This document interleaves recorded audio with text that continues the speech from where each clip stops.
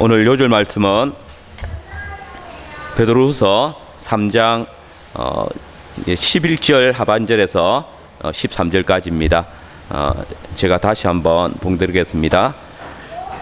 거룩한 행실과 경건함으로 하나님의 날이 임하기를 바라보고 간절히 사모하라. 그날에 하늘이 불에 타서 풀어지고 체질이 뜨거운 불에 녹아지려니와 우리는 그의 약속대로 의에 거하는 바 새 하늘과 새 땅을 바라보도다. 아멘. 사도 당시에 교회의 가장 큰 관심사는 뭐니 해도 예수님께서 약속하신 대로 다시 강림하실 것인가 하는 것이었습니다. 그것도 한 세대가 가기 전에 강림하실 것인가에 대한 관심입니다. 수신자들이 볼 때에 이제 주님이 약속하신 한 세대가 다 되어가고 있음에도 주님이 약속하셨던 그날 곧 그리스도께서 강림하시기 전에 있어야 될 것이다 했던 그 징조들이 나타나지 않았습니다. 이런 기회를 사단이 놓칠 리가 없습니다. 그래서 광명의 천사의 탈을 쓴 거짓 교사들을 보내어서 예수님이 세상을 심판하시기 위해서 강림하실 것이란 그 약속은 우리가 과연 믿어도 되겠느냐? 하나님이 세상을 심판하신다고 하셨지만은 창조 이후에 세상이 변한 적이 있느냐? 한 번이라도 세상을 심판하신 적이 있느냐라고 그렇게 성도들로 하여금 의심을 가지게 했습니다. 마치 첫 세상에서 뱀이 여자를 유혹할 때에 하나님이 하신 말씀이 과연 진실일까? 거기에 대한 의구심을 품도록 만들었던 것처럼 거짓 교사들을 통하여서 하나님의 약속을, 예수님의 약속을 믿지 못하도록 그렇게 이끌고 있었던 것입니다.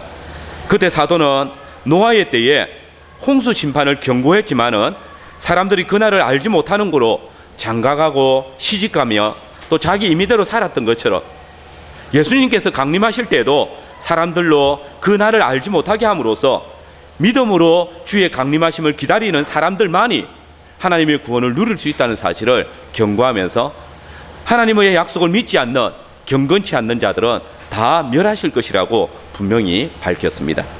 오늘 저는 함께 읽은 본문의 말씀을 중심으로 하나님께서 주의 날이 임하기를 간절히 기다리는 자들을 의가 거하는 새 하늘과 새 땅에 들어가게 하신다라는 주제로 말씀을 전하겠습니다.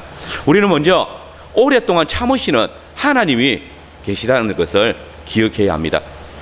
사도가 하루가 천년 같고 천년이 하루 같다라고 한 표현은 시편 기자의 노래를 그대로 옮겨온 것입니다. 그 시편 90편 4절에 보면 주의 목전에는 천년이 지나간 어제 같으며 밤에 한 경전 같을 뿐이니이다 라고 했습니다. 그런데 일반적으로 사람들은 이 표현을 빌어서 시간에 대해서 하나님의 계산법과 사람의 계산법이 다른 것 때문에 이렇게 말씀하셨다라고 이야기합니다. 그래서 주님이 죽으시기 전에 한 세대가 가기 전에 내가 다시 올 것이다 라고 했을 때 그때 이 한 세대는 하나님 편에서 하루를 천년으로 계산한 시간이다. 그렇기 때문에 한 세대인 40년을 계산해 보면 도무지 인간이 계산할 수 없는 그런 시점에 주님이 강림하실 것이라고 주님께서 말씀하신 것이다 이야기합니다. 그러나 여러분, 만약 예수님께서 한 세대를 그런 의도로 말씀하셨거나 또 사도가 이 천년과 하루를 그런 식으로 끌어붙인 것이라면 이것은 예수님 당시의 청중들을 기만한 것입니다. 수신자들이 듣고 기다리던 그 주의 강림하심의 때를 기만하는 일에 불과합니다. 그러나 결코 주님은 한 세대를 하루를 천년으로 생각하게 하는 그런 기간으로 말씀하시지 않으셨고 사도 역시 그런 의미에서 시편의 노래를 인용한 것이 아닙니다.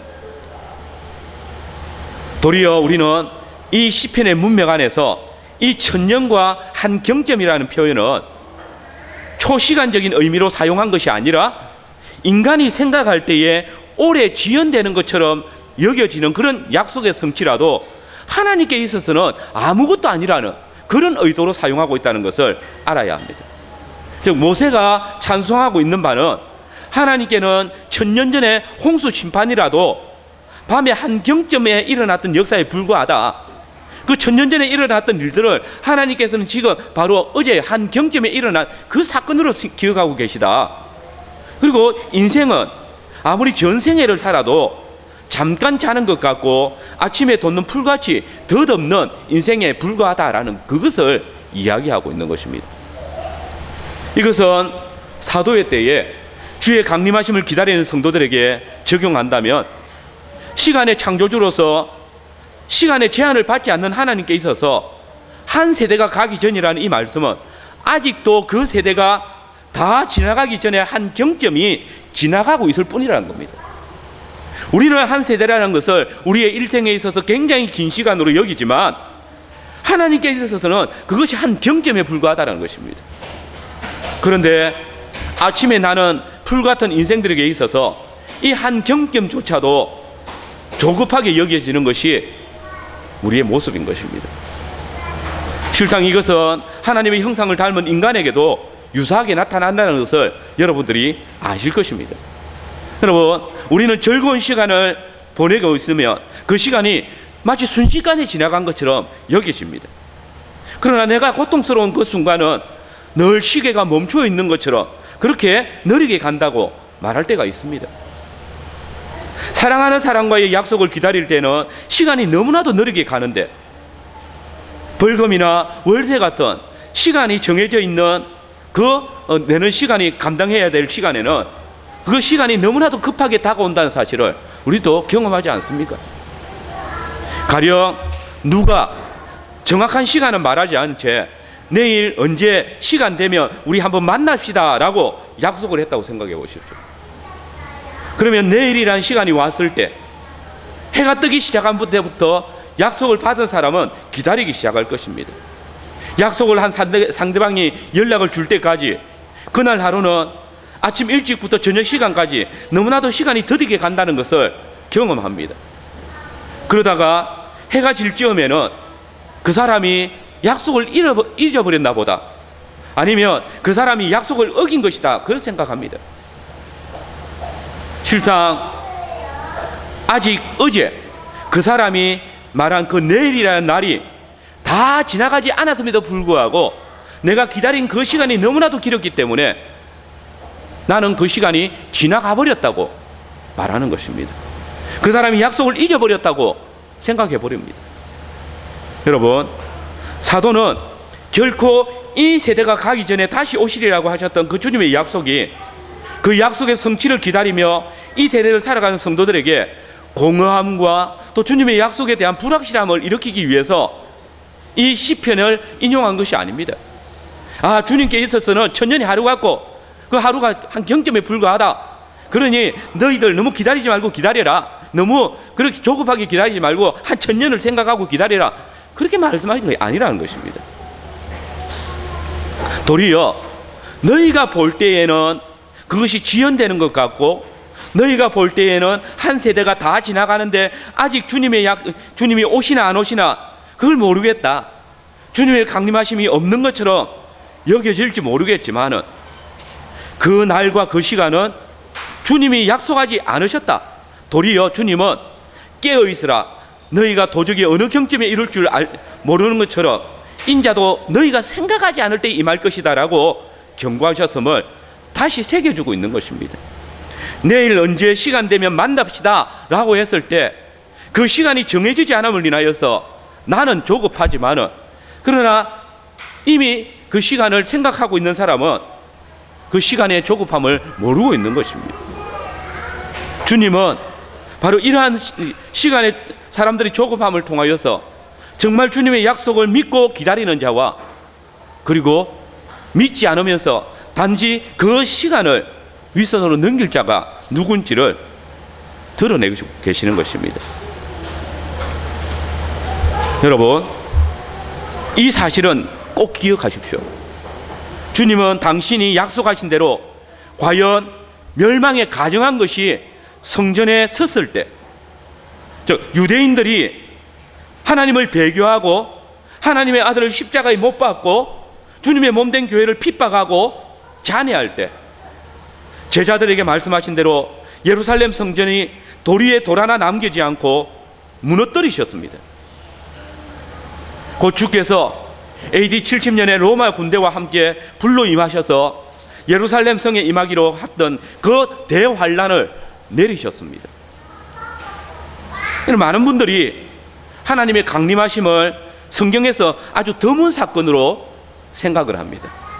그래서 AD 70년 예수님께서 로마 군대와 함께 강림하셨다는 이런 표현을 아주 이상하게 받아들입니다. 그러나 여러분들이 분명히 알아야 할 것은 구약 성경에서 하나님의 강림하심은 아주 빈번한 사건이었고, 또 하나님께서는 자기 백성 이스라엘을 심판하실 때에 너무나도 자주 이방 군대와 함께 오셨다라는 말을 우리는 성경에서 보게 됩니다. 여러분, 가령 에덴 동산에 하나님이 강림하셨습니다.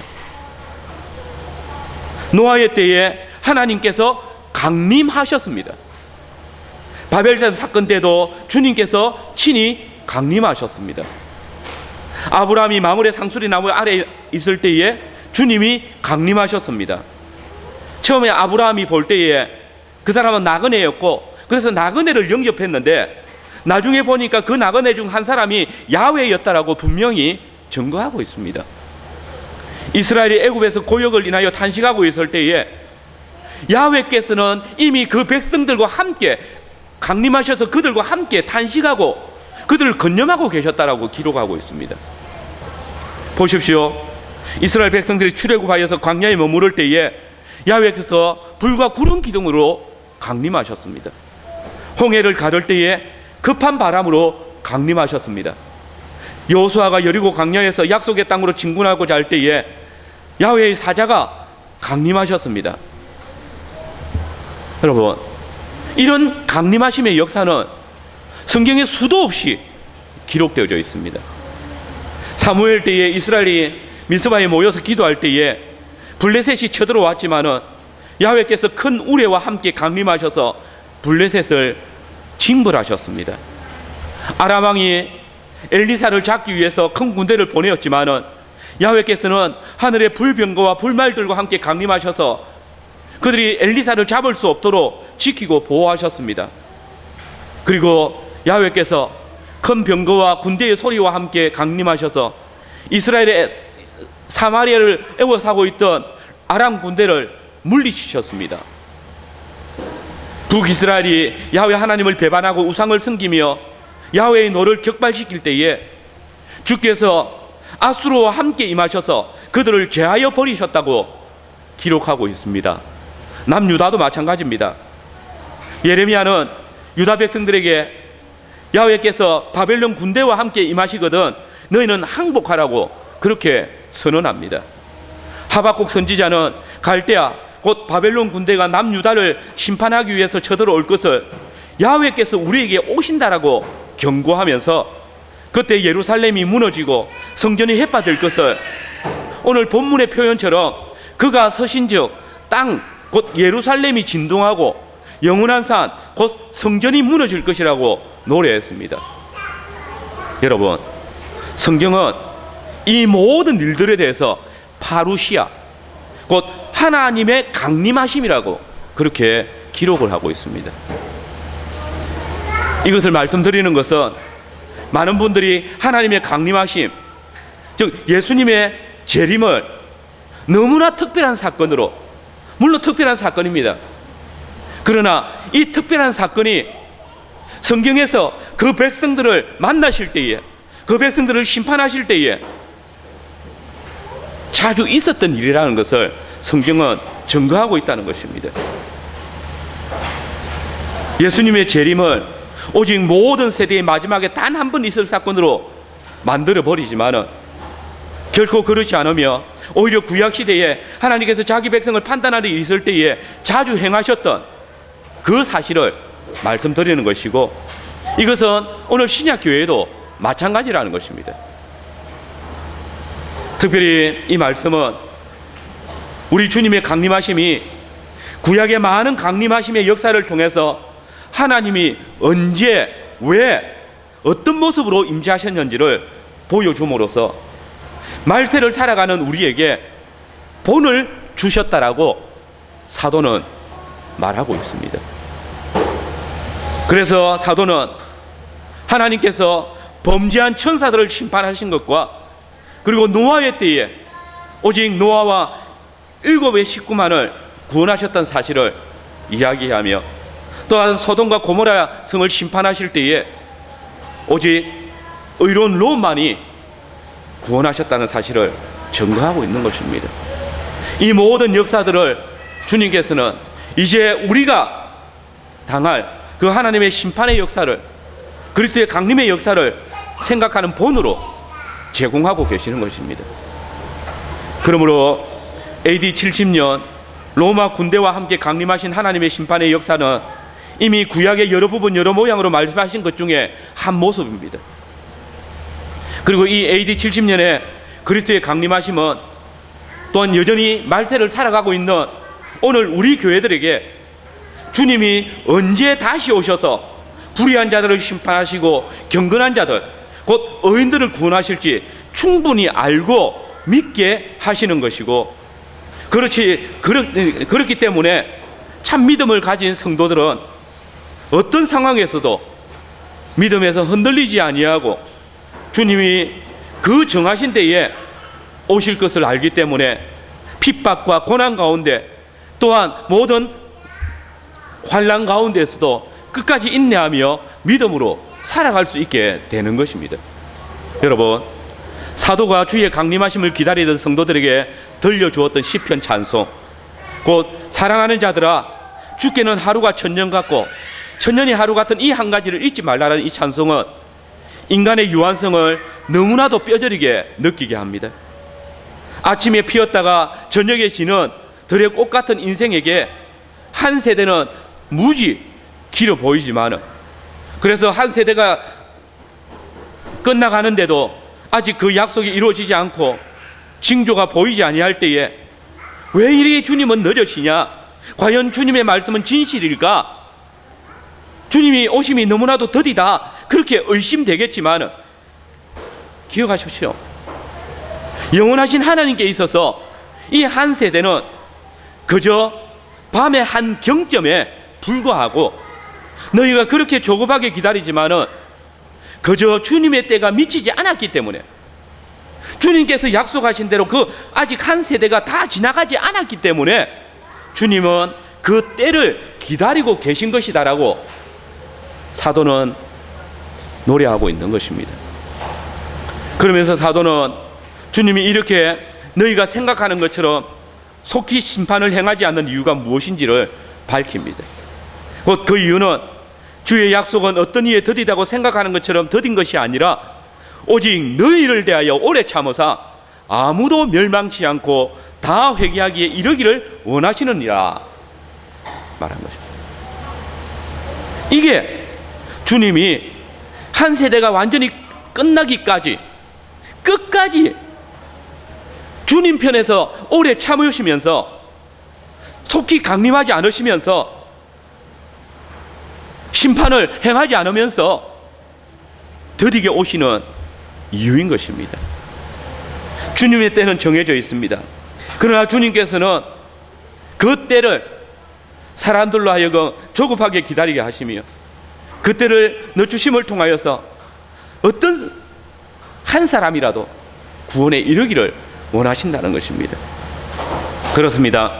거짓 교사들이 주의 약속이 이 세대가 다 지나가고 있는데 아직 이루어지지 않고 있다고 말할 때 사도는 이는 주님의 약속이 더디게 이루어지는 것이 아니다, 늦어지고 있는 데는 그만한 이유가 있다, 그리고 그 시와 때의 결정의 가장 중요한 요인은 너희를 대해서 오래 참으사 아무도 멸망치 않고 다 회개하기에 이르기를 원하시기 때문에 늦추시는 것처럼 보여주시는 것이다 라는 것입니다.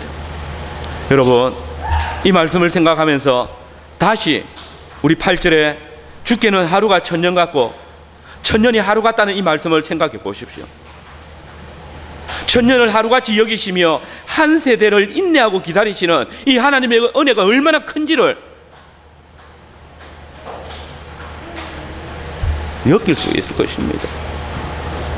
주님은 우리가 이 세대를 살아가면서 하나님 앞에 범죄하고 또 하나님을 배반하고 또 하나님께 대해서 대적했던 그 모든 일들에 대해서 한 세대 동안 참으시고 계십니다. 모두가 회개하여 주님 앞에 나오기를 기다리고 계십니다. 그러면서 주님은 그날 그 경점을, 그 한 세대를 마치 하루같이 한 경점처럼 여겨주시는 것입니다. 만약에 주님께서 한 세대도 인내하지 않으시고 징벌하신다면 오늘 우리 중에 하나님의 구원을 경험할 자들이 얼마나 있겠습니까? 그러나 주님은 죄악된 인생을 심판하시기 위해서 천년을 참으시면서 그것을 마치 우리에게 한 경점 동안 참으신 것처럼 여전히 우리에게 사랑을 베풀고 계시는 것입니다.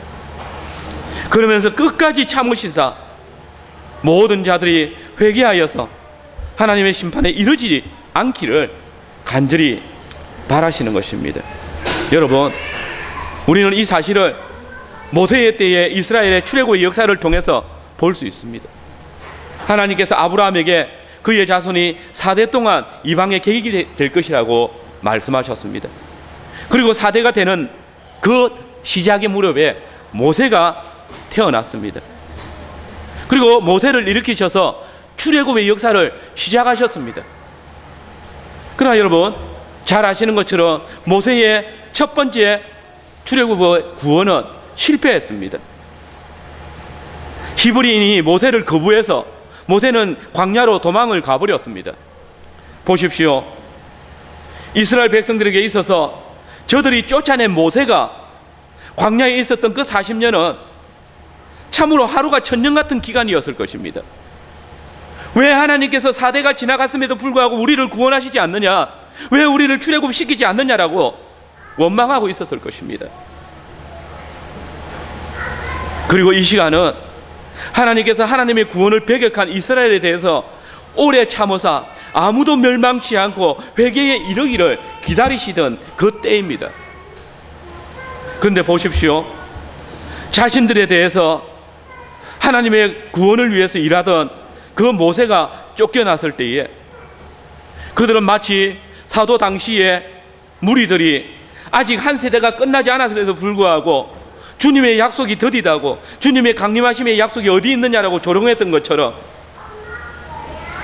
아브라함의 하나님의 왜 4대가 지나갔음에도 우리를 구원하러 오시지 않느냐고, 하나님의 약속이 더디 이루어진다고 조롱했습니다. 그러나 그때 주님은 모든 언약 백성들이 회개하고 출애굽하기를 오래 참으시고 계셨습니다. 기다리는 동안에 주께는 이 한 세대가 밤의 한 경점에 불과하였고 약속대로 모세의 때에 아브라함에게 약속하신 그 4대만의 약속을 성취하셨던 것입니다. 여러분, 우리 주님의 약속이 더딘 것이 아닙니다. 한 세대가 가기 전에 반드시 이루십니다. 다만 모든 사람이 멸망치 않고 회개하기를 원하시기에 오래 참고 계시는 것입니다. 실로 사람들이 볼 때에 주님의 강림하심의 그 약속이 하루가 천년같이 길고 더딘 것 같아도 그분은 죄인들을 위해서 천년을 하루같이 참으시며 기다리고 계십니다. 그리고 당신의 택하신 자들이 다 구원에 이르기를 가장 적합한 때에 역사를 이루실 것입니다. 보십시오. 노아의 홍수 때에 방주를 짓는 120년 동안, 이 천년이 하루 같은 이 기간 동안 하나님께서는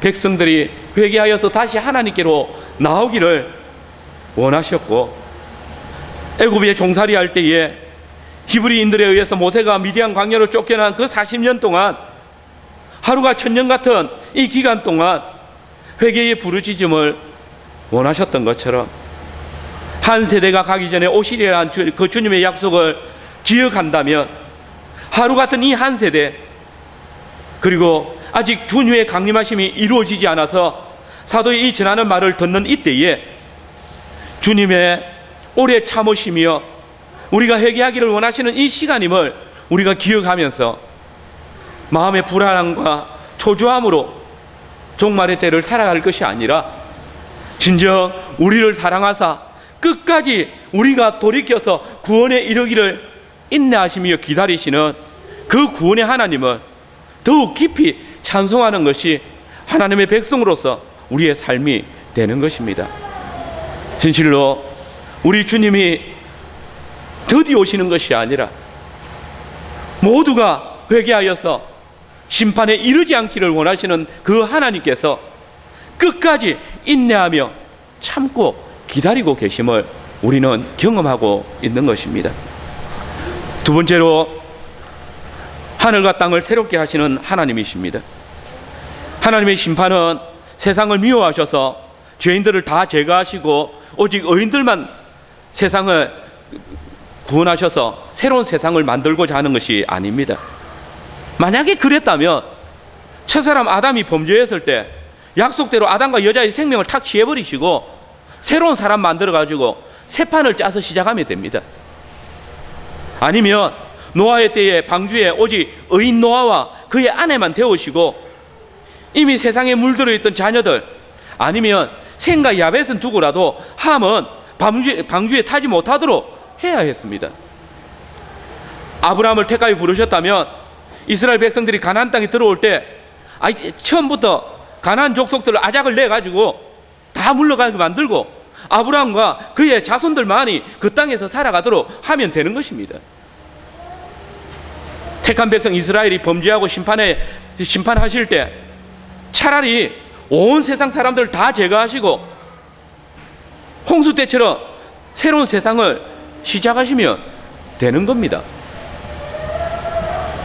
여러분, 그러나 하나님께서는 그렇게 하지 않으셨습니다. 왜 그랬을까요? 그렇게 하셨다면 세상을 당신이 원하시는 대로 잘 이끌어 가실 수 있고 또 죄악되고 교만한 사람들 때문에 골머리 안 앓으셔도 되는데, 그러나 여러분, 하나님께서 세상을 창조하실 때 하늘의 모습을 땅에 만드신 것입니다. 그리고 하나님의 뜻이 하늘에서처럼 땅에서도 이루어지기를 원하시는 것입니다. 하나님께서 하늘의 주가 되시듯이 땅을 하나님의 형상을 담도록 창조하신 사람에게 맡기셔서 땅이 하늘을 담도록 뜻이 하늘에서 이루어진 것처럼 땅에서도 이루어지도록 역사하고 계시는 것입니다.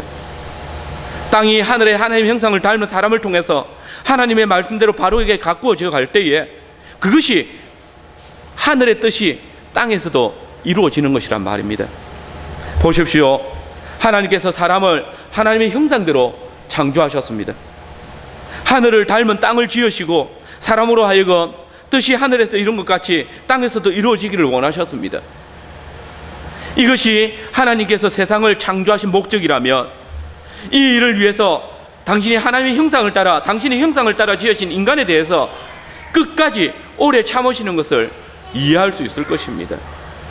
그분은 오래 참으시되 천년을 하루같이 여기시며 모든 사람이 회개해서 하나님께서 처음 창조하신 그 목적을 따라 회복되어지기를 간절히 원하시는 것입니다.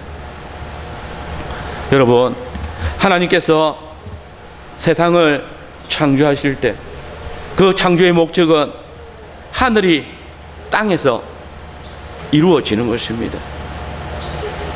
이 말씀을 하면 사람들은 질문합니다.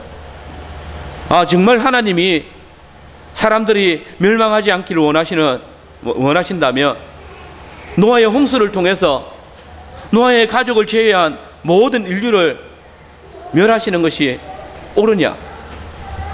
그렇게 모든 사람이 회개하기를 기다리는 분이 소돔과 고모라 성을 그렇게 불로 심판하실 수 있느냐?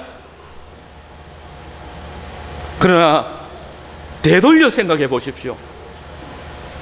하나님께서 죄악에 대해서 징계하시는 것을 천년이 하루처럼 경고하셨다면 너희의 날이 120년이 될 것이라고 하시면서 그 심판이 임박함을 경고하였음에도 불구하고 듣지 않는 그 인류의 죄책은 왜 사람들에게 묻지 않는 것입니까?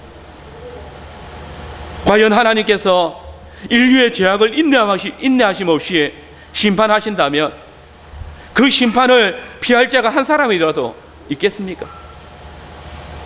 사람이 자신의 죄악됨에 대해서는 문제 삼지 않고 질문하지 않고 하나님의 거룩하심과 인내하심을 왜 하나님께서 더 오래 참으시지 않고 더 하나님께서 사람들 회개하기를 원하셨다면 왜 그 많은 사람들을 한꺼번에 멸하셨냐라고 질문하는 것입니까? 피조물이 창조주 하나님의 그 거룩하심, 인내하심을 평가하는 자체가 너무나도 죄악된 것입니다.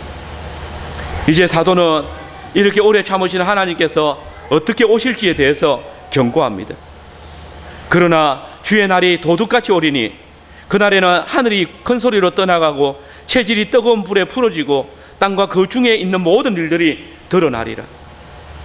주님은 당신이 언제 강림하실지 당신도 모르시며 오직 아버지만이 아신다고 밝히신 후에 그러므로 깨어있으라. 어느 날에 너희가 주가 임할는지 너희가 알지 못함이니라. 너희도 아는 바오니 만일 집 주인이 도둑이 어느 시간에 올 줄을 알았다면 깨어있어 그 집을 뚫지 못하게 하였으리라. 이러므로 너희도 준비하고 있으라. 생각하지 않은 때에 인자가 오리라 경고했습니다. 그러면서 아주 분명한 예정을 주셨습니다. 노아의 때와 같이 인자의 임함도 그러하리라. 여러분, 그렇기 때문에 이 주님의 강림하신 날을 준비하는 하나님의 백성들이 해야 할 일이 무엇이겠습니까? 주님은 예루살렘의 멸망에 가정한 것, 곧 유대 종교 지도자들이 성전에서 하나님을 빙자하여서 다른 것을 섬기고 주님의 신부된 교회를 핍박하고 주님께서 도리에 돈 하나 남기지 않으시고 무너뜨리기로 정하신 그 성전을 거짓되이 섬기면서 이게 하나님의 집이라고 외칠 때에 실로의 성막을 무너뜨리고 블레셋으로 떠나셨던 것처럼 솔로몬이 지은 성전을 회파하시고 바벨론으로 떠나셨던 것처럼 이제 날이 이르면 구름을 타고 임하셔서 헤롯이 지은 이 성전을 불로 태우시고 참 성전이신 그리스도를 중심으로 한 새로운 성전으로 떠나가실 것입니다. 과연 주님께서는 옛적의 바벨론 군대와 함께 구름같이 임하셔서 솔로몬의 성전을 회파하고 그 땅의 백성들을 바벨론으로 이주시키셨듯이 AD 70년 구름 같은 로마 군병들과 함께 예루살렘에 임하셔서 옛 성전을 허무시고 오직 십자가에 죽으신 예수 그리스도를 주로 고백하는 자들을 통해서 새로운 성전 곧 교회를 지으시고 거기 임재하시는 것입니다. 사도는 주님이 도적같이 임하는 날에 일어날 일들을 증거합니다. 그날에는 하늘이 큰 소리로 떠나가고 체질이 뜨거운 불에 풀어지고 땅과 그 중에 있는 모든 일들이 드러나리라. 우리 성경은 그날에 어떤 엄청난 천재지변이나 천지개벽이 일어날 것처럼 번역을 했지만은 원문을 다시 번역해 보면 그날에 하늘은 요란 소리를 내며 흩어지고 하늘을 구성하고 있던 물질들은 불에 녹아내리고 땅과 그 안에 있는 모든 것들이 불에 타버릴 것이다 라고 번역되어집니다. 사실 이 구절은 천지개벽보다 더 엄청난 사건을 말하고 있는 것이지만은 소위 오늘 종말론에 대해서 말씀하시는 분들이 말하는 것처럼 정말 하늘의 별들이 떨어지고 또 하늘이 우리 위에 무너져서 세상이 심판될 것이다 그런 말을 하는 것이 아닙니다. 도리어 이제 주님이 강림하신다면 이 하늘과 땅이 변화될 것이다 라고 선언하고 있는 것입니다. 여러분, 성경은요 종종 나라와 건세가 멸망할 때 천지개벽이 일어나는 것처럼 표현을 합니다. 에스겔 32장을 보면 애굽이 멸망할 때 하나님께서 하늘을 가리고 별이 어두워져서 달이 빛을 발하지 못하게 하실 것이다 라고 경고합니다. 이사야 13장에 보면 바벨론이 멸망할 때에 하늘의 별들이 빛을 내지 못하고 해도 어두워지고 달도 빛을 비추지 못하게 될 것이다 했습니다. 요엘서 2장에 에돔과 사마리아가 멸망할 때에 하늘이 덮이고 빛이 비추지 못할 것이라고 했습니다. 이것은 오랫동안 하나님의 나라의 백성의 지위에 있었던 유대 나라가 망할 때에, 그리고 하나님의 집으로 온 세상에 나타났던 성전이 파괴되어질 때에 더 분명하게 표현되어집니다. 그래서 하박국 3장에 보면 주님이 유다를 심판하시기 위해서 바벨론과 함께 강림하실 때 그 광경을 선지자는 주의 광명이 햇빛 같고 광선이 그 손에 나오니 권능이 감추었도다. 그가 서신적 땅이 진동하고 그가 보신적 열국이 전율하며 영원한 산이 무너지고 무궁한 작은 산이 엎드러지나니 주의 행하심이 예로부터 이러하도다 라고 했습니다. 하늘이 떠나가고 체질이 불에 풀어지고 땅과 그 중에 있는 모든 일들이 드러난다, 이 말, 이것은 실제적인 천지개벽을 말하는 것이 아니라 성경에서 땅이라 불려지는 유다와 예루살렘, 그리고 하늘을 상징하던 예루살렘 성전이 AD 70년에 로마의 디도 장군이 이끄는 군대에 의해서 무너진 주님의 예언의 성취이고, 언약에 신실하지 못했던 옛 이스라엘을 제사장 나라에서 패하시고 징벌하신 결과를 묘사하고 있는 것입니다. 곧 옛 하늘인 건물 성전과 옛 땅인 유다와 예루살렘을 공격하실 때 그날의 하늘이라 불려지던 성전 건물이 큰 소리로 무너지고 하늘과 땅을 가로막고 있던 성전의 휘장들과 그 성전의 기구들, 곧 체질들이 뜨거운 불에 녹아 흩어졌고 땅과 그 중에 있는 모든 일, 곧 옛 언약 백성인 유다와 예루살렘이 그 지은 죄악으로 인하여서 불타게 될 것이라고 말씀하고 계시는 것입니다. 여러분, 유대인들이 참 성전이신 그리스도를 십자가에 못 박아 죽임으로써 건물 성전은 더 이상 하나님의 임재하시는 곳이 아닙니다. 존재할 이유가 없는 것입니다. 이는 육체적 이스라엘이 더 이상 하나님의 제사장 나라로서 복의 근원으로서 지위도 상실함을 의미합니다. 여기서 우리가 주목할 것은 하늘은 큰 소리를 내면서 떠나갔지만 체질은 뜨거운 불에 녹아 흩어지고 땅과 그 중에 있는 모든 일들은 불탄 상태로 드러날 것이다 라고 말한 것입니다.